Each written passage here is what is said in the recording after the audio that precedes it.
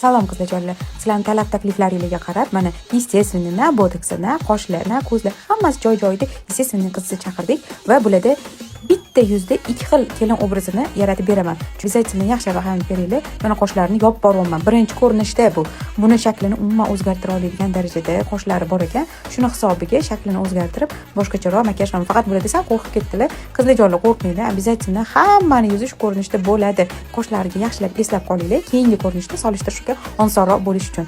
Ko'zlarini bo'yash stilini tezroq o'tkazib yubordim, chunki juda ham cho'zilib ketdi. Yaxshilab ribenkalar qilib, ko'rvoslar rashtrovni stilka qildim. Bu birinchi ko'rinishi. Lavlarni ham ranglariga, lavi shakliga ham yaxshilab ahamiyat beringlar. Gubichkali qilib lavi qo'yadim. Mana bu birinchi kelin obrazimiz.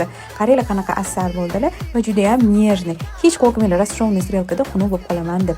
Endi qizlarjonlar, mana sizlarga sal voqliroq qoshlarni o'chirib qo'ydim. Nomini yarmini o'chirib ko'rsatdim. Yaxshilab ahamiyat berib turinglar.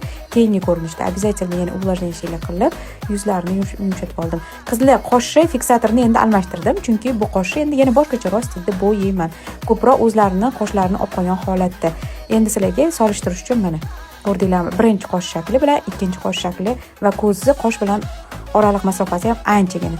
Qizlarjonlar, hozirgi trenddagi nudiroq qilib bo'yadim. Hozirgi qizlar juda ham korичневый, оранжевый juda ham yaxshi ko'rishadi, ayniqsa Dior'dagilar. Mana ham shuni qilib ko'rsatdim.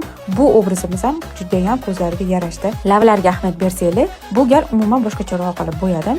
Mana sizlarga chiroyli ko'rinishlari. Mana bu kelin obrazini ham ko'rishga baho berishga ko'ringlar. Qaranglar qanaqa shiringina bo'lib qoldilar. Ikkala ko'rinish ham menga juda ham yoqdi. Sizlarga qaysi biri ko'proq yoqdi? Bemalol kommentariyada yozinglar.